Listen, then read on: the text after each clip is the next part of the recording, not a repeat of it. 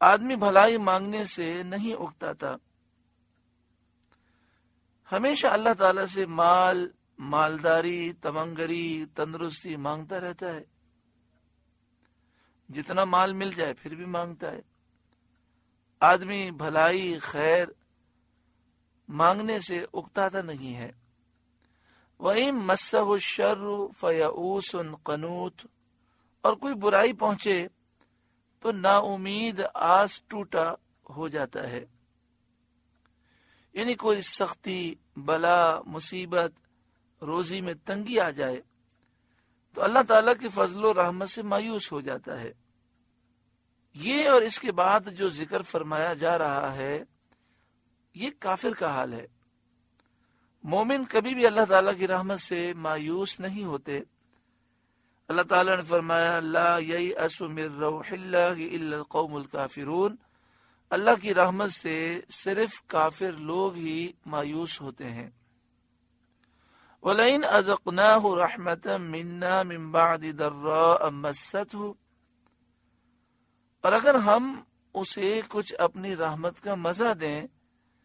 اس تکلیف کے بعد جو اسے پہنچی تھی، یعنی ہم تکلیف دور کر دیں، بیماری دور کر دیں، اسے صحت تندرستی دے دیں، مصیبت دور کر کے سلامتی دے دیں، غربت دور کر کے مال و دولت دے دیں، لَيَقُولَنَّ هَذَا لِي، تو کہے گا یہ تو میری ہے، خالص میرا حق ہے،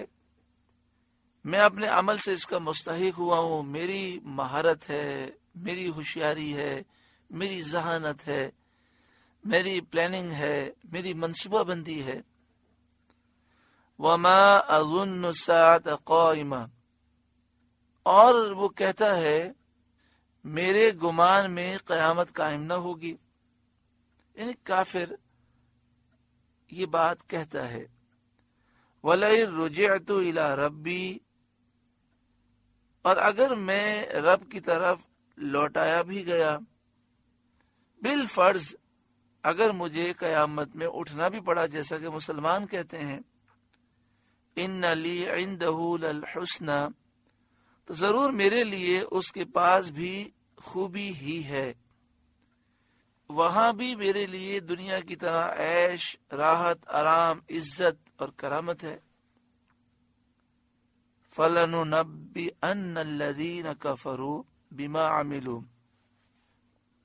تو ضرور ہم بتا دیں گے کافروں کو جو انہوں نے عمل کیا۔ فلا، پس ضرور، ننبئن، ہم بتا دیں گے، الذین کفروا، کنہیں بتا دیں گے جنہوں نے کفر کیا، بما عملوا، کیا بتا دیں گے جو انہوں نے عمل کیا، یعنی مراد یہ ہے کہ ان کے اعمال قبیحہ ہم بتا دیں گے کہ تم نے کتنے گندے کام کیے، اور ان کے اعمال کے نتائج بتا دیں گے، اور جس عذاب کے وہ مستحق ہیں اس سے انہیں آگاہ کر دیں گے۔ وَلَنُذِيقَنَّهُم مِّنْ عَذَابٍ غَلِيظٍ، اور ضرور انہیں گاڑا عذاب چکھائیں گے، یعنی نہایت سخت عذاب دیں گے۔ وَإِذَا أَنْعَمْنَا عَلَى الْإِنسَانِ، اور جب ہم انسان پر احسان کرتے ہیں، اعرض، تو منہ پھیر لیتا ہے، اور اللہ کا شکر نہیں ادا کرتا، اس احسان کا شکر بجا نہیں لاتا، اور اس نعمت پر اتراتا ہے، غرور کرتا ہے، اور نعمت دینے والے پروردگار کو بھول جاتا ہے۔ وَنَأَىٰ بِجَانِبِهِ، اور اپنی طرف دور ہٹ جاتا ہے، یعنی یاد الہی سے دور ہو جاتا ہے، یاد الہی سے تکبر کرتا ہے۔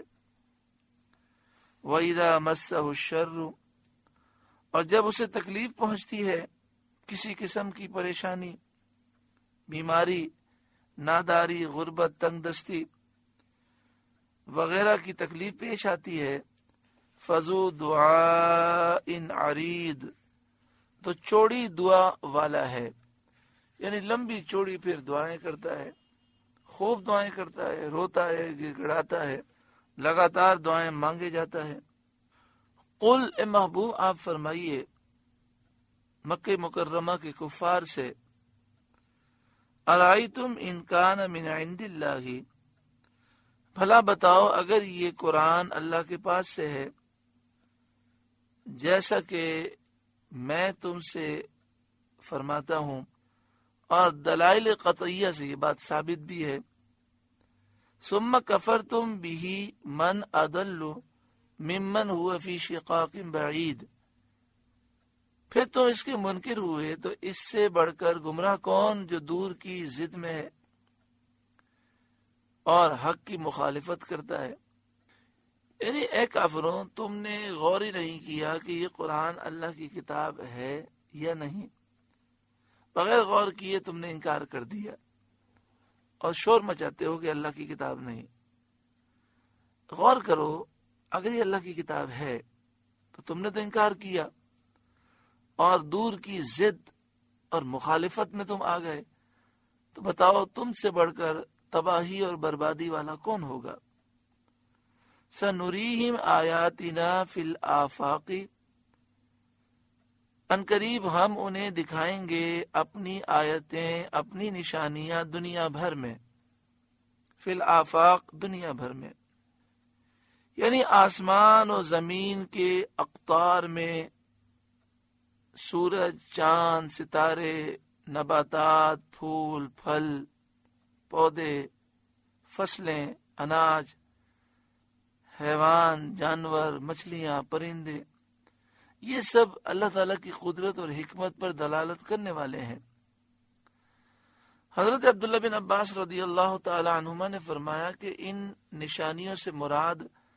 گزری ہوئی امتوں کی اجڑی ہوئی بستیاں ہیں،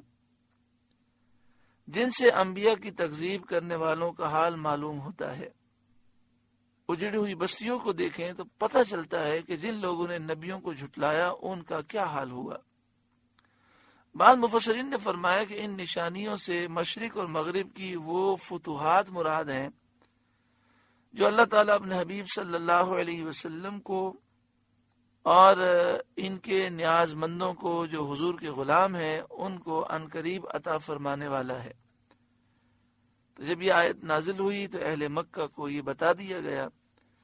کہ عنقریب فتوحات ہوں گی دنیا بھر میں، اور تم ان فتوحات کے ذریعے اللہ تعالیٰ کی نشانیوں کو دیکھ لو گے۔ وفی انفسہم، اور خود ان کے آپے میں، خود ان کی جانوں میں ہم انہیں نشانیاں عنقریب دکھائیں گے، یعنی خود ان کی جان میں، ہستیوں میں لاکھوں صنعت کے لطائف، باریکیاں ہیں اور حکمت کے بے شمار عجائب ہیں۔ انسان صرف جسم میں جو رگوں کا جال ہے اسی پر غور کرتا رہے تو ساری زندگی گزر جائے، اس کی تحقیق پوری نہیں ہوتی۔ بعض مفسرین نے فرمایا کہ یہ جو فرمایا کہ عنقریب ہم ہماری نشانیاں انہیں دکھائیں گے خود ان کی جانوں میں، تو اس کا مطلب یہ ہے کہ میدان بدر میں کافروں کو مغلوب، مقہور کر کے، شکست دے کر خود ان کے اپنے احوال میں اپنی نشانیوں کا مشاہدہ ہم کرا دیں گے۔ بدر میں کفار کو مغلوب و مقہور کر کے خود ان کے اپنے احوال میں اپنی نشانیوں کا مشاہدہ کرا دیا۔